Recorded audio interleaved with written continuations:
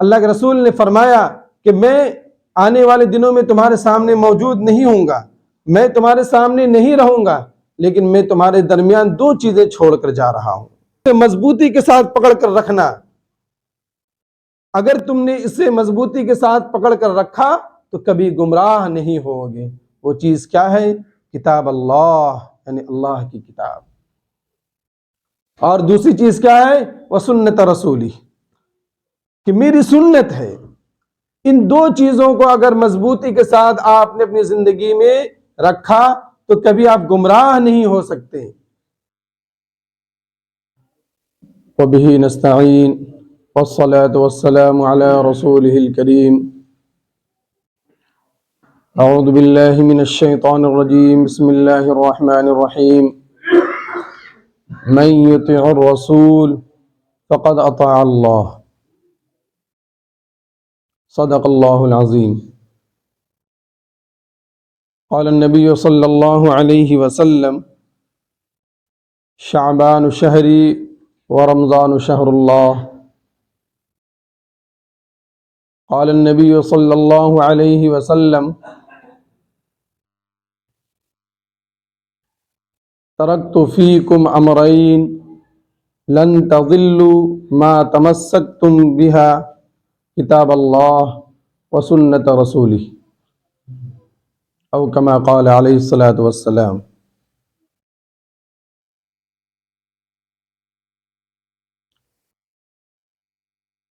آج بہت ہی اہمیت کا دن ہے کہ شعبان المعظم کی 15ویں تاریخ اور ساتھ میں جمعہ کا دن، بہت ہی بابرکت یہ دن ہے۔ اور اس مہینے کی جو فضیلتیں احادیث مبارکہ میں آئی ہے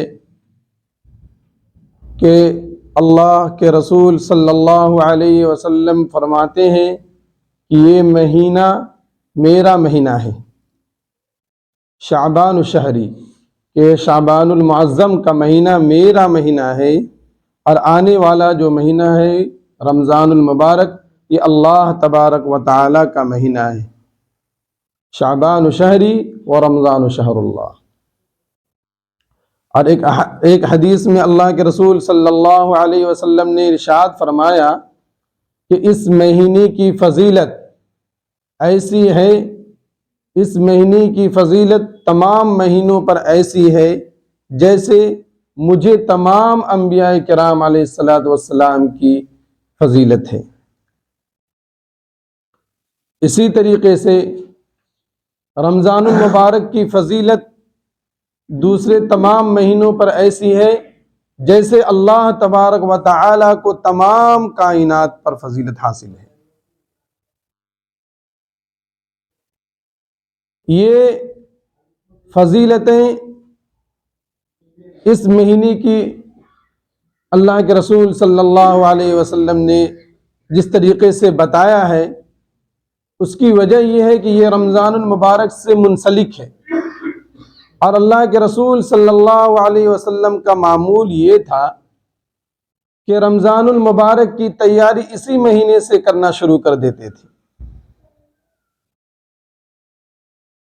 یہی وجہ ہے کہ مختلف احادیث میں 15ویں شعبان کی رات میں عبادت کرنے، نوافل نماز کا اہتمام کرنے، قرآن مجید کی تلاوت کرنے اور ذکر و اذکار میں مشغول رہنے کی تائید کی گئی ہے۔ اور اس رات کے بعد آنے والے دن یعنی 15ویں شعبان کو جو آج کا دن ہے، اس دن روزہ رکھنے کی بھی فضیلت آئی ہے، اور یہ سنت رسول سے ثابت ہے۔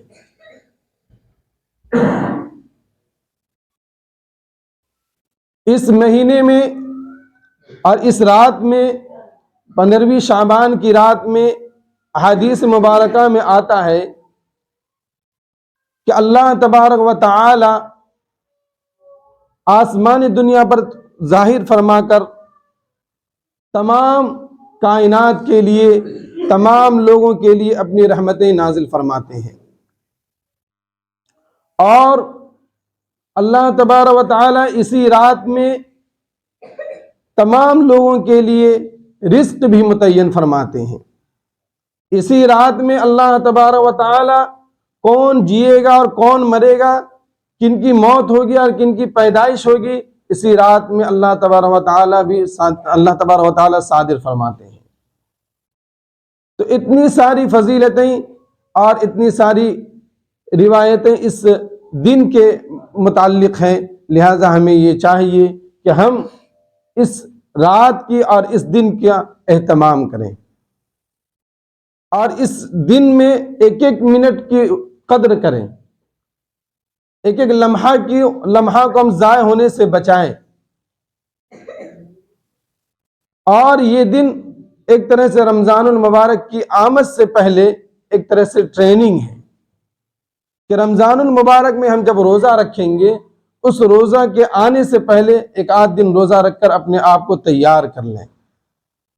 اور اسلام کا نظام یہ دیکھیے کہ 15 دن قبل روزہ رکھنے کی فضیلت بتائی جا رہی ہے، اور دوسری احادیث میں یہ بھی بتایا گیا ہے کہ شعبان المعظم کے آخر دن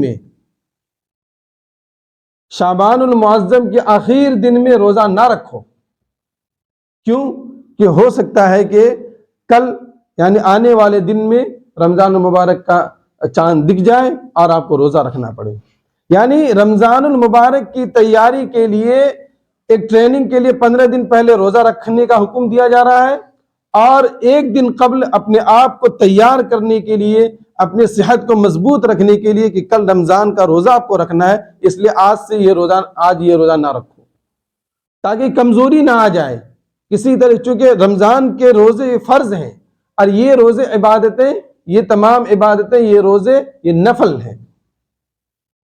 تو دونوں چیزوں کو سمجھیے کہ رمضان میں جو روزے فرض ہیں اس کی کتنی اہمیت اور کس طرح تاکید کی جا رہی ہے، اور اس کا کس طرح اہتمام کیا جا رہا ہے کہ 15 دن قبل اس روزے کی فضیلتیں بتائی جا رہی ہے، اور 15 دن قبل عبادتوں میں مشغول رہ کے اپنے آپ کو تیار کیا جا رہا ہے کہ آنے والا جو رمضان المبارک ہے اس کی تیاری ہم ابھی سے کرنی شروع کر دیں۔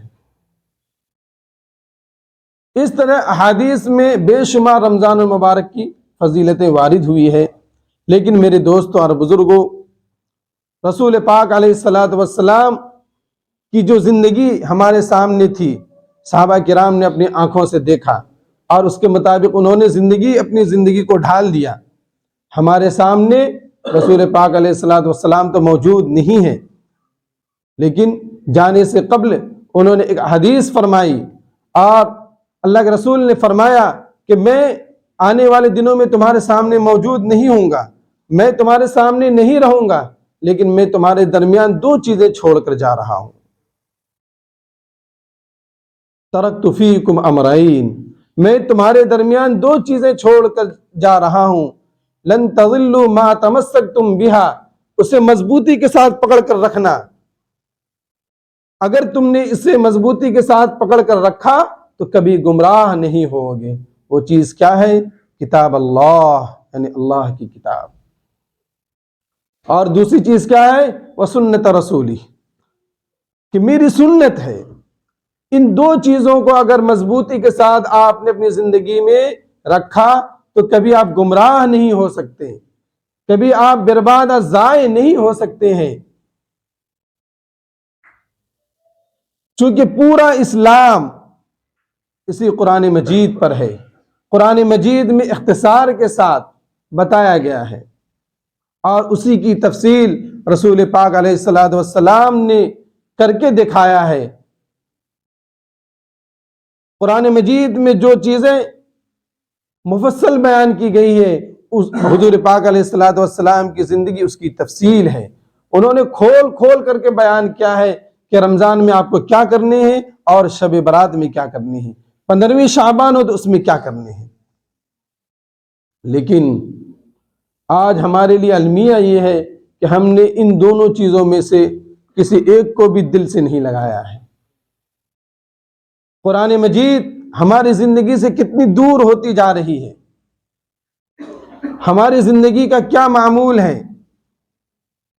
ہم نماز میں سورہ فاتحہ تو پڑھتے ہیں، لیکن کبھی سمجھنے کی کوشش نہیں کرتے کہ ہم سورہ فاتحہ میں کیا پڑھ رہے ہیں۔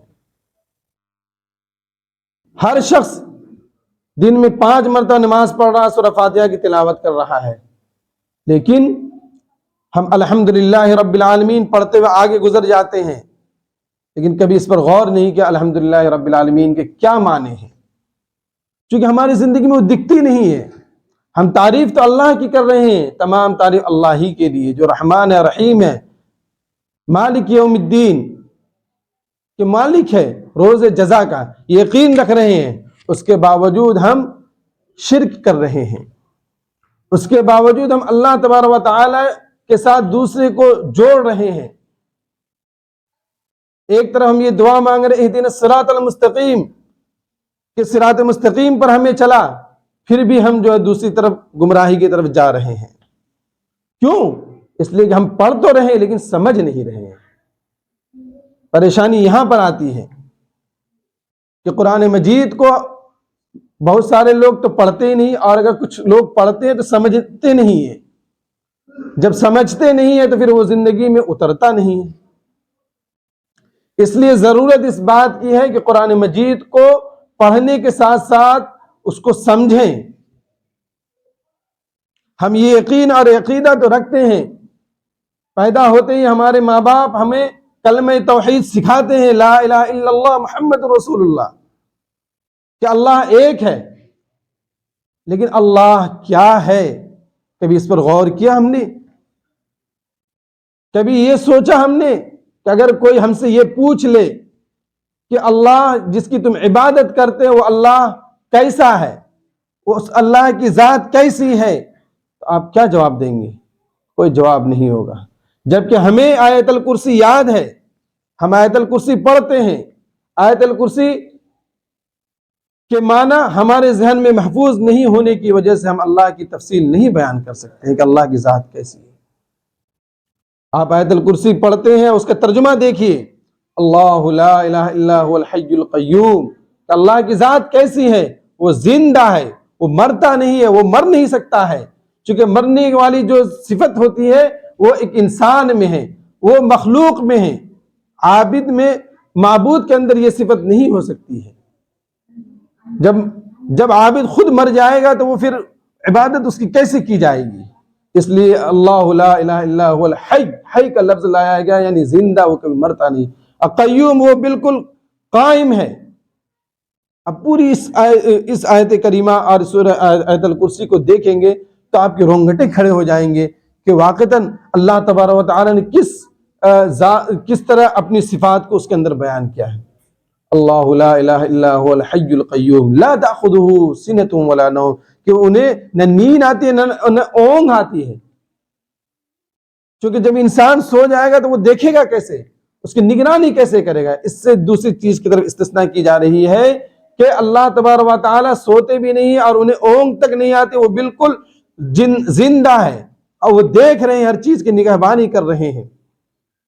لا تأخذہ سنۃ ولا نوم لہ ما فی السماوات وما فی الارض، کہ اسی کے لیے آسمانوں اور زمین میں تمام حکومتیں اسی کے لیے ہیں، تمام چیزیں اسی کی نگرانی میں چل رہی ہے، لہ ما فی السماوات وما فی الارض۔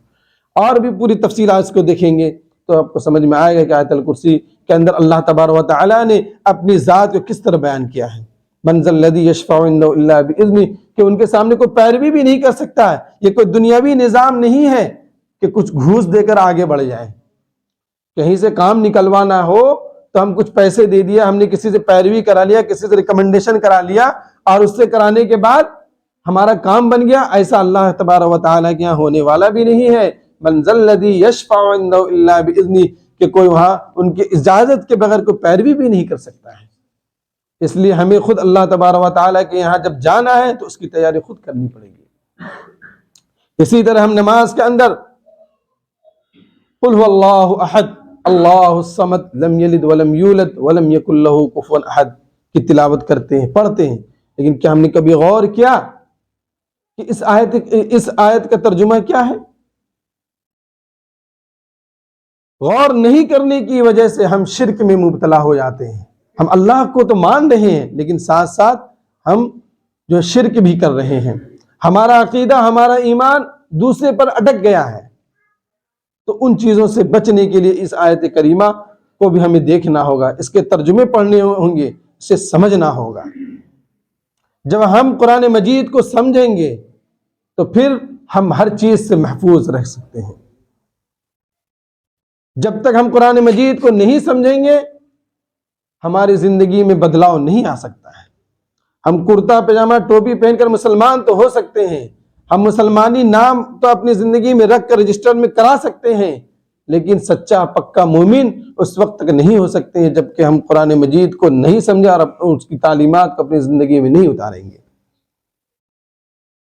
اس لیے میرے دوستوں اور بزرگوں، اللہ کے رسول نے فرمایا کہ میں تو اس دنیا سے چلا جاؤں گا لیکن دو چیزیں میری یاد رکھنا، ایک ہے کتاب اللہ و سنت رسول اللہ کے، ایک اللہ کی کتاب ہے، اسے مضبوطی کے ساتھ پکڑے رہنا، اس کی تعلیمات کو اپنی زندگی میں نافذ کرنا، اور جو میری سنت ہے میری سنت کے مطابق زندگی گزارنا۔ جیسے کہ 15ویں شعبان یہ ایک ہماری سنت ہے کہ اس میں رسول پاک علیہ الصلوۃ والسلام نے روزہ رکھا اور اس رات میں عبادتیں کی ہیں، اور رمضان المبارک میں جو اللہ کے رسول کی زندگی کے مطابق زندگی انہوں نے گزاری ہے اس کے مطابق ہمیں زندگی گزارنی چاہیے، تبھی ہم کامیاب ہو سکتے ہیں۔ اگر ہم نے ان دونوں چیزوں کو چھوڑ دیا تو ہم کبھی کامیاب نہیں ہو سکتے ہیں۔